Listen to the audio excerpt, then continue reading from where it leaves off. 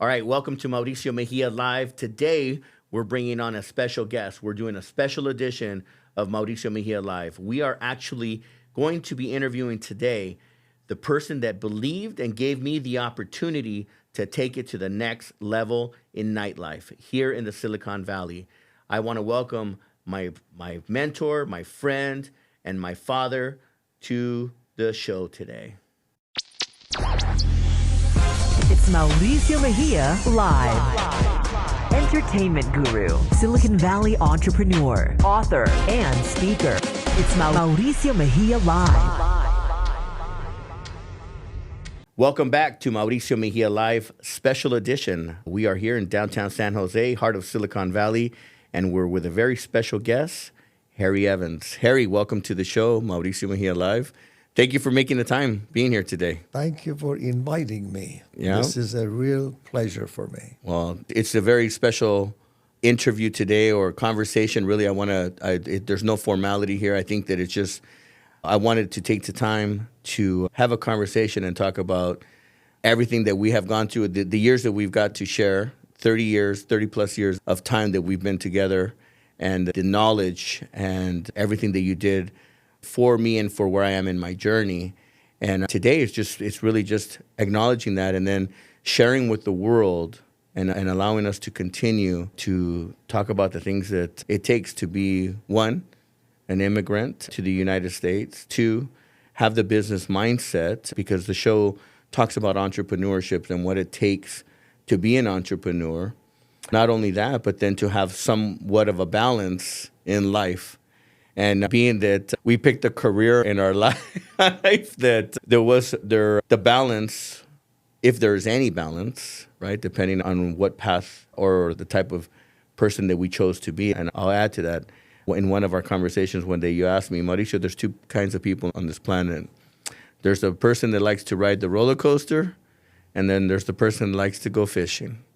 And both you and I, with looking at each other, you could see the excitement that just came out because we both knew we were both people that like to ride the roller coaster ride. But really, for me, I want to share with the world the journey from we're going to even go back to a version of childhood to where you at today. And just again, want to just start with that journey. I want to share that time with you. So I want to go back. You're an immigrant to the United States. You were born in Iran. You're both father and mother. I know you have siblings, and I'll let you go into that. But your father and mother had a bigger vision and a bigger dream for you. And obviously, they wanted to have a better life or bring your family into a better life. And that's where really the journey starts. Can you share with us that journey and how you got to the United States?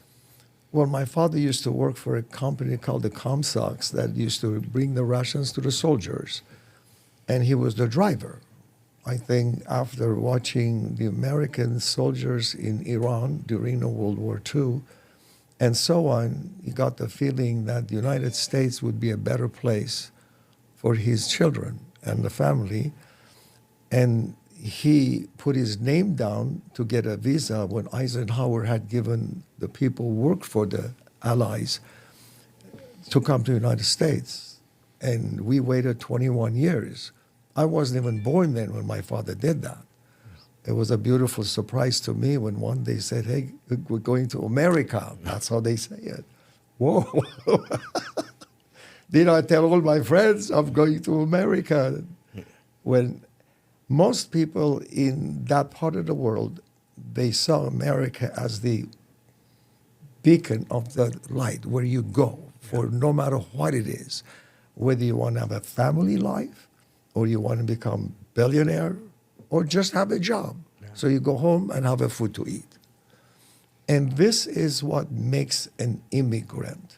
They already come to this country with a thought, an emotion, a feeling of wanting to accomplish.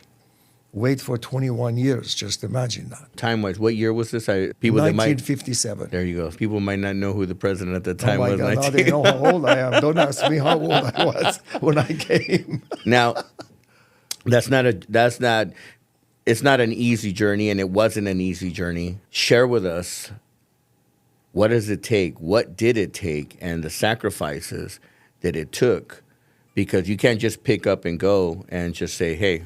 Well, there is a difference Yeah. in your conception of what's happening today versus when we came. The government had already set up. They flew us from Tehran airport to Italy, Centro di Immigrazione. So you go in there, they keep you there, and they see if you're physically, medically ready to go, give you all the injections you need, and so on. Then from Italy, they put us in a boat called the Vulcania. And of course, that boat had 3 classes. The first class, the second, we were in the bottom third. But that was a heaven. For what we came from, that was, as Italian would say, mamma mia. So Yeah, wow. that's how we came. So it was, when we got to United States, they took us to a city, Valley Cottage, with already apartments were set up, and they put us in there. And then they asked us if we have families here, which was in Boston. There is a city called Watertown where or Armenians live there. So that's where we moved. Interesting when you say that.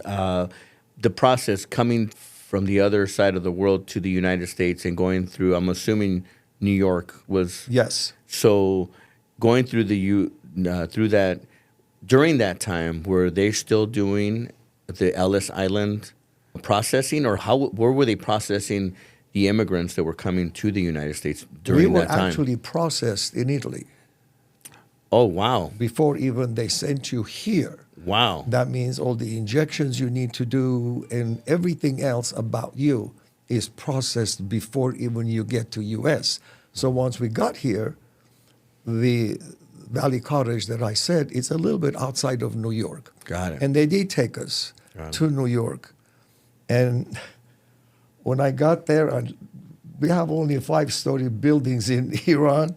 And I look at this building and I keep going. My head is going up and up and up. I told my father, I said, Dad, I feel like a mouse. He said, why? I said, look at these buildings. We've never seen one of those. Yeah. He said, well, son, we have 4,000 years of history and these people are only 250 years old. Go out there, show them how it's done. Don't cry, don't complain, none of these. Just do your best and then see how far you could go. I remember the stories you used to share when I first was introduced to your universe, the universe of Nightlife, and then now I look at it as your mentorship and your guidance, and you share the stories about the 4,000 years of history and the knowledge and the experiences that the generations before this country was even discovered. And when you would share that, it would put life into perspective for me that we're here only 250 years, if that. And yeah, we're still if you look at it in perspective, we're still the new kids on the block, but that eventually will wear off or do something. I don't know. We don't know what the future holds, but the history that you have or that has been shared upon, and you shared it has made a big impact in myself, because it also made me believe in the things that you shared with me and believing in myself. Well, the point is that if a human being, this is said in Iran, a person who does not know what he wants, and he's not aware of it, his ignorance, that person lives in an ignorant world. When a person wants to do something and he knows it, or if he doesn't know that he has no knowledge, he goes and learns from a person who knows how. That's right. Because there is nothing cannot be done. When person tells you it can't be done, what he's saying is he doesn't know how. That's right. So you go and seek the person who knows, acquire the knowledge, and then you'll be amazed how easy it will be. Yeah. Because the knowledge is what makes success. Absolutely. We have a testament to that. The knowledge that you poured into me has allowed me to then flourish and become the man that I am today. But you have to also remember, Mauricio, some people listen and absorb what you say. Yes. Other people goes in and goes out. Yeah. You can't always give the credit to the teacher. Mm-hmm. It's how the student absorbs the knowledge. Yes. That's what happens in many. That's what my father said. No excuses. Don't complain.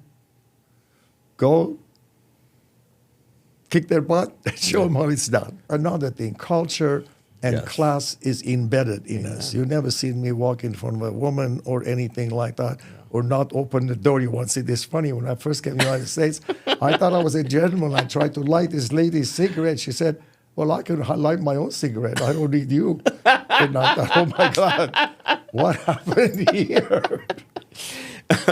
Yeah, culture, right? Different. Well, exactly, Yeah. because my mother embedded in us, you are going to do something bad in the United States, I'm going to be ashamed in front of the world. Mom, the world doesn't know you. Yes, they do. Yeah. Well, the world got to know who Harry Evans would eventually, or in who you were going to become eventually as an adult. So we're in the East Coast right now. Where specifically are you in the East Coast? Because we've done New York, Baltimore, or Boston. Boston. Boston, okay. Boston, there is a city Yeah. in Boston, it's called Watertown. Watertown. Where all the Armenians Yeah. from the genocide time Wow, okay. went to Beirut from Okay. Lebanon, and they were actually allowed to come to the United States. Got it. And some of them in the West Coast are in Fresno, and on the East Coast, they were in Boston city called the Watertown. Yeah, there's a big population too in Glendale, in Southern California. Well, that is the new generation. Okay. We're not talking about in my time. Got it. Okay. The new generation, when the revolution happened in Iran, Uh-huh. a lot of the Christians, as well as wealthy Persians, moved into LA. Yeah. They loved California and LA, and that area, you're right. Yeah. So we're in the East Coast. How did you end up in the West Coast? Well, because my aunt and my oldest brother, that was a civil engineer, So really quick, while you hit brothers and we didn't talk about it, siblings. How many siblings are with you here in the U.S.? well, it was my two brothers, and we were three of us, Okay. three boys in the family, no There girls. you go. Okay. All right. So we have three Yeah, brothers. and also my aunt was already in San Francisco. Got it. So when we were in Boston, we didn't intend to stay there. Okay. It was just where they took us to. Got it. And then, of course, we spoke with my aunt and my brother. And first, my mother and my father came here. I stayed there working and paying their bills so that they can travel and so on. And then I, with a few of my friends, we got in a car. It was a journey and a half, driving all the way to the United States. And we stopped most of the cities that it would be fun to go, including Las Vegas. Nice. And- So from Boston, the town that you're in, what were you doing there first, though? What kind of work? You just mentioned work. What was that, and in what age are we talking about? Well, I had just graduated from high school. Okay. So I was 17 years 17 old. years old. All right. And between 17 and 18, very close by. Thinking big, obviously. Well, Dreaming big. I was dreaming big. There Let's you put go. it this way. Yeah. And the dream, because this is what you finally decide. Now, see, there is in my country, we have the best carpets in the world in Iran. And when I say my country, I'm Armenian, and call me Harry Evans. My last name is Avanesian. Yes. But I'll tell you why I became Harry Evans. And I can't wait to hear that one. But your true name Is Haratun Avanesian. Yes. And Haratun means resurrection in Armenian. When Christ went to heaven, my mother was very religious. And so they gave me that name. They thought I deserve it. Far from it. And you're the baby, I'm assuming. I'm the youngest. The youngest, yeah. Yeah, I'm not a baby. I'm just the youngest. I'm sorry, Harry. No, yeah, that's you're the okay. youngest out of the three brothers. Yeah. Haratuna Vanessian. Wow. So she said the first two just wasn't happening. This has got to be it. So, Well, actually, my mother and I, we had very close relationship. yeah. And we used to go on a date every week on a Friday where my mom will cook everything, or we go out to eat, and allowed me have my first cigarette in front of her. So I'm not doing it in the back where nobody could see it. So that made a lot of good impression on me and the way I was brought up. And everybody says it's because my mother was looking a gentleman in her life. So she brought me up to go through that level of civility and being a gentleman, what you can or cannot do. Absolutely.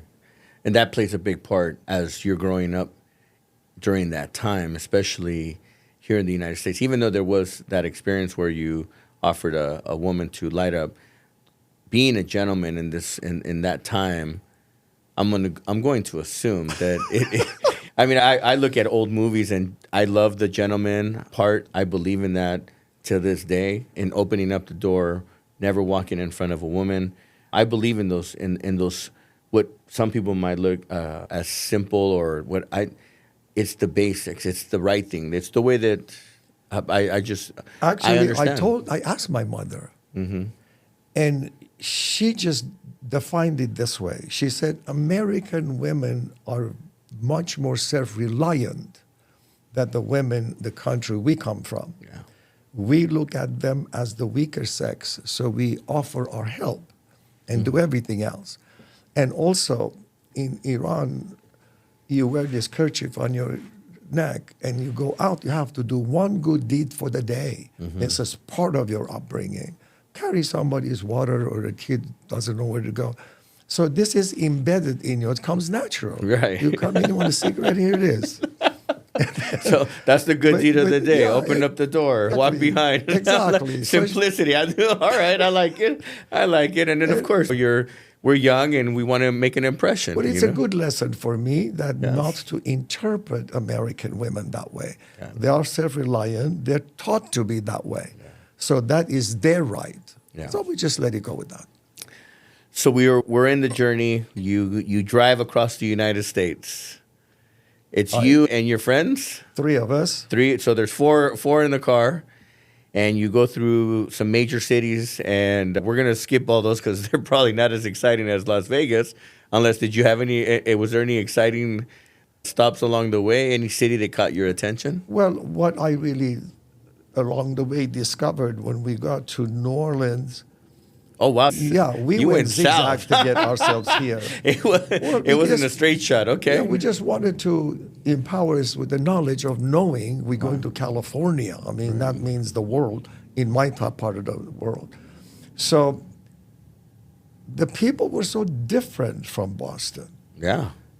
They were very hospitable. Where in Boston, people were very opinionated. Yeah. And the first thing I ever heard, we in Massachusetts, we do things this way. Okay. And then here I'm going with people that are so friendly. Uh-huh. And the same thing in Texas. When I go into Vegas, Ave Maria Preciosa, forgive me for my sins. We went in there and in front of it, because we didn't have any money to go in Sin the club. City. You went to Sin City. And I'm looking at it, that all these gentlemen are coming, one woman this arm, one woman this arm, beautiful blonde, long hair, something you don't find those in Iran. And I go, oh my God. Where have I been all this time? Oh, it's like it's a new world. It was a whole new world. In the middle of the desert, by the way. And in the middle of the desert, but not only that.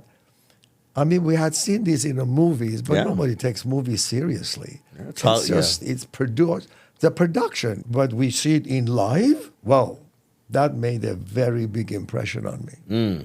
Very. Impression, big words, big thinking, open, your mind is exploding. Do you think that's seeds are now being planted in you? You're seeing glitz, you're seeing glamour, you're seeing lifestyle, you're seeing... Glamour and the lifestyle, those two words are important. Yeah. Because we didn't have any of those. Yeah. And the fact that I can actually be there Yeah. and be part of it was great. Not that I could have been at the time. I didn't have any money in my pocket. $50, that was it. How much time are you in Vegas? I mean, you're We couldn't even get a hotel to stay. So we watched the whole action, so on, and went and had breakfast, and the next morning on the road again. We went to Los Angeles because that was where I had to go to school. I wanted to see what LA was like. And then we ended up in San Francisco. At that time, San Francisco was a beautiful city. Wow. You say school. Were you accepted from when you were in high school to go to school in California? Is that part of the reason why you were coming out here? Or Well, no, we came because of the family. Got it. Okay. And then my brother guided me and my middle brother, Ari, I went to City College of San Francisco. Okay. And he went to the State College of San Francisco. Got it. So San Francisco, LA is a destination. San Francisco becomes home. With the family. Got it. That's right. Got it. Okay. I can see where this is going. All right. So now we're in San Francisco. You're doing some junior college. Harry, you are known in the South Bay as the godfather of nightlife today now, right? I mean, you've made a lot of impressions. You've affected and impacted a lot of people, whether it's good, bad, indifferent. And we're gonna get to that part of it, but you're in this young age. You're going through junior college. Where do you see that this nightlife or these little seeds that start to get either planted in you? Because San Francisco it's a global city. It's got a lot of arts. It's got a lot of music during that time. What year was that when you were here? Well, it will be like late 1950, 60, 70, around that time. You're going through it. It's like almost like an industrial revolution going on. Yes. San Francisco. Oh my goodness, the hippies, the whole 9 yards. I have to tell you stories about that, Bobby. So we're going through this time, and so that year there's just a lot of stuff going on in the United States. The United States is a melting pot, but it's at the same time it's so new and fresh that they're trying to figure out what is what and who is what, and we have all these as the world is starting to really, or the United States is really starting to develop. San Francisco it's got to be developing. It's already got 40 years under its belt after the earthquake, the big earthquake. So there's a lot of things happening in San Francisco. You're seeing this now. You're probably seeing a lot of lights, glitz, and glamour as well, and lifestyle. You're going to school. What starts to pave the way for where you ended up being in nightlife? Well, three things that happened when I was in San Francisco, and because I was working in a movie studio in Iran, and when I was in Boston, I worked in a laboratory because I want to stay in the industry. Okay. And in San Francisco, I got a job in multi-chrome laboratories. We're doing color movies and films. And I was near a Fred Astaire dance studio. And I thought maybe I'll go see what it is. I love to dance. And I went there, and there was a nice young lady. Her name was Sally Reese. And she liked me. I was a good-looking boy. And asked me to buy dance lessons that she would make me a really professional dancer. She was hitting up on you. $300. They arranged the financing because I did not have any money. And they arranged the financing. So what I was supposed to learn how to dance, basically, she liked me so much, so she taught higher level. Because dance business comes bronze at the lowest level, makes you a comfortable dancer, silver, which makes you a stylized dancer, and the gold is like a professional level. All right. Dancing with the Stars. All right. She taught me all of that. Wow. In 30 lessons. Okay. You're a quick learner, huh? Yeah. Well, I liked it. And, of course, women in your arms, how can you complain? So I got a job in the dance studio, Fred Astaire Dance Studios. And this is San Francisco. Okay. Yeah, in downtown. Of course, downtown was beautiful in those days. And so with all of that and graduating from the city college, then I thought for a better, higher education, I would go to Los Angeles. Okay. And I got a job in Fred Astaire Studios first, and then I went to another bigger studio called Bill Williams.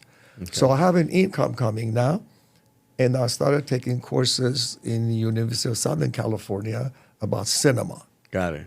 USC. USC. There you go. Trojans. There we go. USC. Yeah, and I started writing scripts, and people loved it because my style was very different. Yeah.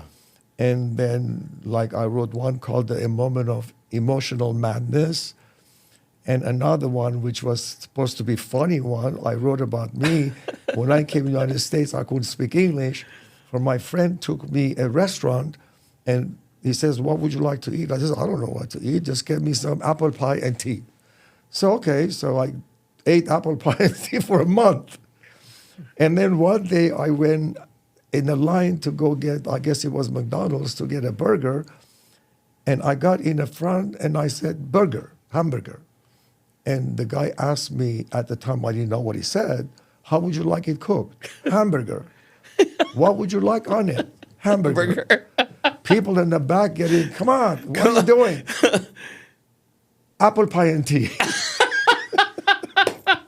Oh, well, yeah. And I wrote a lot of things, the scripts and so on. And then I was a part of when they were having sessions like we're having, movie stars coming in so we can learn how the movie stars are. And Tony Curtis was one of them, and he looked like a kid. And as popular as he was, and I thought, wow, this kid. Mm-hmm. And then the crew, I asked them, how long will it take me to get there? They said, listen, when you graduate, you're going to have to sweep the floor for 10 years before anybody would recognize you, especially when you're a male. Yeah. And I began to realize that maybe the dance studio, it is now, I'm a good dancer, and I'm doing competitions, and I have women in my arms 8 hours a day. How sweet it is, as Jackie Gleason would You don't say. have to be a superstar or a movie star to have a woman in your arms. You got it going on already. Well, so. it was natural. I didn't have to go looking for it. They were coming to take a lesson, and I was a good-looking kid, you know? For your question, how I got there, I changed the entire thing because I wanted to be wealthy and have the Playboy life younger. Yes. Not wait until I'm 40 years old. Correct. So that's what I went into the dance business. Yeah. Wow. I run parallels with what you just shared because I made that decision at a young age as well. I was going to the University of San Jose State when I moved from Los Angeles to the Bay Area. And I was already in nightlife. I was in love with nightlife. Growing up in LA, I got that opportunity at a very young age, passing out flyers in parking lots, and I was exposed to the nightlife at such a young age because I was able to make my fake ID to get into the nightclub. I mean, I had my junior high picture cut out and put into my high school, into someone else's high school, so they can go to the teen clubs. And then from the teen clubs, I was like, no, this is I like these girls, but I just wanted more. I wanted to see the environment. And when I got into the first 18 and over nightclub, which was the Red Onions in West Covina, I was like, whoa, this is. And I had my first Long Island iced tea. I was underage, and for me, my brain just started to explode. And then the people that I was with, I mean, the VIP, the red carpet treatment, just the whole experience. I fell in love with the lifestyle. The glitz and glamour is a part of it, and everything that comes with nightlife that I saw. And I just knew that I wanted more. And I knew that when I saw whether he was the owner or the manager or the promoter or the DJ, and I saw how the women would flock to the person, and the person that had the control, whether it was the Velvet Ropes or, hey, I want to hear this song, and the DJ would play the song, and then just the reaction. Those were the things that I fell in love. And I remember when I made that decision at San Jose State, when I said, you know what, I'm done. I was already in nightlife. I already knew what I wanted to do. I already knew that I had an opportunity, and we'll go into that later on. But I knew it. That was the direction that I wanted to be. And principally, there is no standard way, as my father used to tell me when we were traveling in a boat and all that European razzle-dazzle from first class to the third class. We could see the women, the way they dress, and so on and so forth. And he used to tell us the people are not the same. And that there's no such thing, this is how men are, this is such women are. There is no such thing. It's every individual is an individual. Yeah. And the guy who, like you told me about the fishing, that what they was trying to say, some people, all they want to do is a job. In U.S., get a job, get a home, get a family, get a kids, go to work, go home, put your feet up, watch TV, eat your food, have a little sex, and go to sleep. And they're happy with it. Sounds pretty routine, right? I Well, mean, yeah, there is. And that sounds okay, See, right? No, but this is, I tell you something, this is how they interpreted when I used to talk to them. They looked at me in the razzle dazzle, which we'll get to it, is they like the comfort of knowing what it is. Oof. And they like that. And when I got in the nightclub business, I'll tell you this, there were people who would come and have a table to sit. Yeah. And there are those guys, they couldn't sit anywhere. They had to go from room to room, from table to table, dance this girl, stay at the bar, go get the other girl. And you could tell the character who wants the comfort zone. That's right. They don't want any more than that. And the other guys want the unknown. The unknown is exciting. That's right. The other one is a Hunting. We're routine. hunting. We're hunters. We're hunters. So we blame God for that one. And so when you're asking me about Harry Evans' name, when I quit the thing and went to work for the Bill Williams dance studios, and I had to go into competitions and so on, when I told them my name, Haritoon Avanesian, the guy looked at me like this, Haritoon Avanesian. Good-looking guy, marketable, Yeah. but you don't have a Hollywood name. Haritoon Harry Avanesian Evans. Harry Evans. Oh, that fits you good. Oof. Because in those days, Oof, everything that's- was short name, like the drink Tom Collins. Yeah. Vodka 7-Up. Jerry Lewis, this and that, the other. Elizabeth Taylor. And so Harry Evans. So that became my name. Wow. And I am doing good in the dance studio, and I have a lot of students.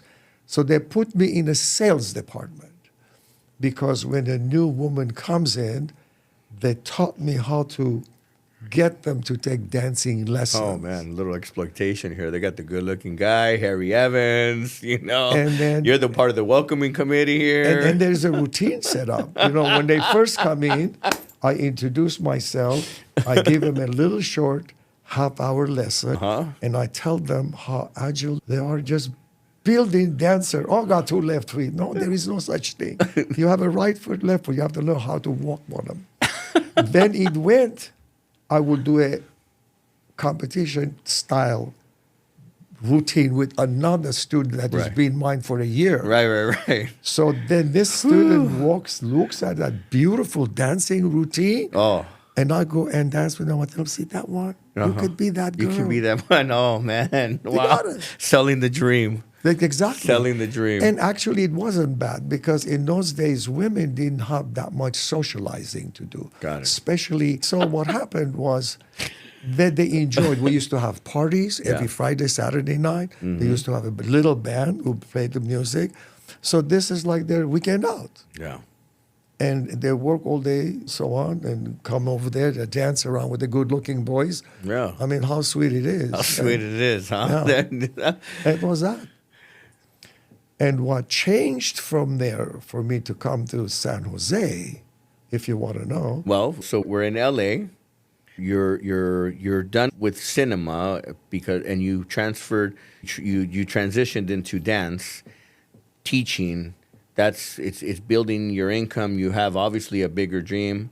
You're working for a school, and I know. Then we've talked about this in the past where you wanted more, and I think this is where we're going into is that what brought you to San Jose. Now, did you go back to San Francisco at any point, or did you come straight from Los Angeles? This is what San Jose? happened. When I was in LA, I was working for the dance studio, and I realized there was a Christmas party, and the owner, Bill Williams, asked me, Harry, something different food to serve in a Christmas party. I said, well, yeah, Persian lamb kebab. Oh, great. gave me the credit card. I went and bought a bunch of beautiful lamb fillets and the rack of lamb and so on. And then I cooked the shish kebab. Everybody loved it. But I was mesmerized by his house. It was a palace. And I thought, well, if this guy owns a dance studio and he's living like a king of Iran, why can't I? Why can't I? So, but I don't have the knowledge Right. to do all that. So what I did, I started doing other people's job. The manager of the studio would go there, have me to do his job. So I was known as a stupid Persian because that idiot, you don't have to pay him. He does the job for free. How stupid can he get? But mine was what I was taught. Yeah. The job you want to do well, you have to learn how to do it. Absolutely. So I learned everybody's job, Yes. A to Z, Yes. what you need to know. Yes. I thought, well, I'm pretty ready to go do my own thing. Yes. Something happens. The owner came to the studio, and the manager wasn't there. And he asked his wife, that also used to work in the front desk when people just come in, interviews and so on, was working there.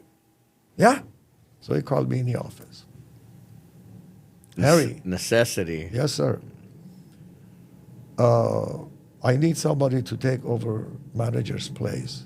I understand that you have some knowledge of it. And I said, sir, a little more than some. I've been doing it for about 6 months. Oh, well, so you have a good knowledge. I'll tell you what, I'll reward you. I'll give you $50 more. $200. I said, sir, how much do you pay him? What does that got to do with it? Well, I'm doing the job. Then his wife got into the picture, and he said, listen, let's give the job to Harry for $50, and Harry, you take it. If you do well, then we will increase the pay for you. She got him down a little bit and got me thinking, and he gave me a little wink. Yeah, I got you. And were you teaching her too dancing? No, but I knew that she would. You taught do her it. dancing, winking too. No, I knew. No, I would go that far. Her husband would kill me. Are you kidding me? No. Okay. You don't kill the mother goose that lays the golden eggs. No way. We'll talk about that one later on in the show. For sure. So anyway, I got the job, and then little by little, I became head of the sales department. I realized there is money in here. And Bill is the one you went to his home. Yes. Lives in a Taj Mahal. Exactly. Making and all these good times, and those seeds are now being planted. Right. I have a picture. There is an image now because I knew other people's have homes like that, but I never was in it. Yes. So here we're going in his house, and I'm going, whoa. This is the nice place to live. Yeah. So my taste is getting higher. Yes. And I have done what my father said, the ability of the know-how. And I came for Christmas party in San Francisco. Then I thought I'll go to the old studio that I got my dancing lessons to see Sally Reese, how she's doing, the one who taught me how to dance.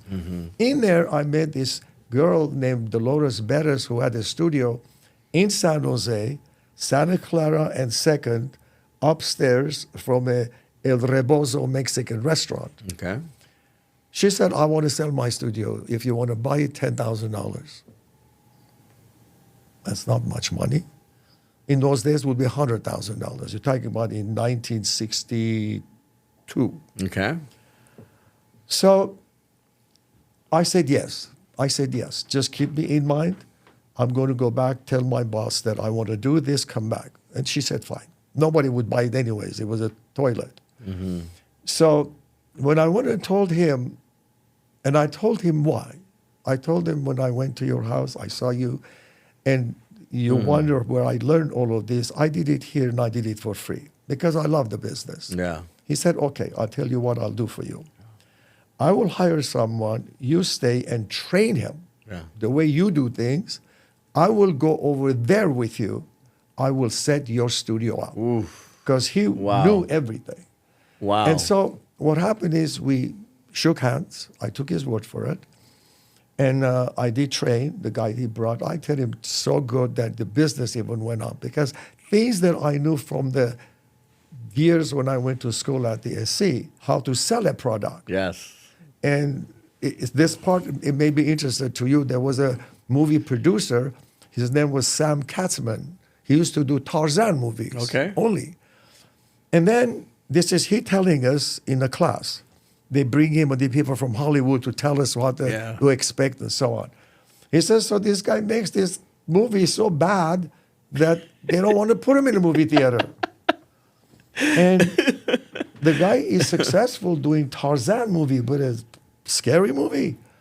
So they figured out to do this. They take the movie to London, buy $1 million insurance that if you watch this movie, you have a heart attack.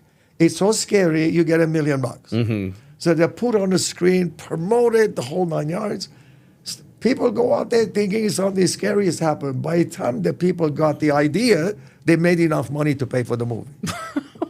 So this is how I learned how do you promote your product. Gimmick. So gimmicks and the results. So what did I have? I had the looks, I had the knowledge, I had the man who was successful was going to come and help me to put the studio together, advertise in the Mercury News, and that's all you could do. You could not advertise in the radio, not much, but TV was very expensive. But I knew how to make the film. Right. So I did my promotion, I'll tell you later on, in Channel 36, and that's a whole new story. Yeah. So when I got to San Jose at the dance studio, the Fred Astaire Dance Studios, I called it Fred Astaire because it was much better known than Bill Williams because he was popular in LA. But here, San Francisco had Fred Astaire, so I had it Fred Astaire Studio. And you were allowed to do that? You had a, did you have well, to? There are, you have the name and you pay them royalty every month. And then I started doing what I used to do in LA. So I have the parties, I would get a local band, and in the parties, we'll do the exhibitions. And the people here didn't even know what this is life. Right. In San Jose, it's just farmland, fruit yard didn't exist. It was. Yeah. And the downtown San Jose did not have anything other than 2 ballrooms. There were only beer. And they mostly were doing Latin dances. And they had to go to San Francisco to Carousel Ballroom to dance. Or go to Oakland, Alabama Ballroom to dance. So here and none of those exist today. Yeah. No. And no, they're not. No. So my little dance studio, after 6 months, I went into a bigger dance studio, which was on First Street next to the movie theater upstairs. It's called the Beehive now. Oh, it was the Beehive. Yes. I built that one as a Fred Astaire dance studio. And that one got so busy that one day they told me about this place in downtown San Jose on Notre Dame Avenue behind the Anza Hotel. I went and took a look at it. 20,000 square feet, 2,000 people to ballroom dance. Now I can bring Guy Lombardo, Harry James, Lawrence Welk, the people that we were playing and dancing with. We can have it live. Wow. But there is no liquor license. And I go to what was the name of the studio at the time? Well, it was actually just a warehouse. Yeah, it was someplace they used to keep materials or things like that. Got it. But not a ballroom dance. It originally was a ballroom. I can't remember the name. They had not the Starlight concert. Ballroom, right? No, Starlight was mine. Okay. And it will come to me, the name. But they closed it down because there was a band was supposed to come, and it didn't show up.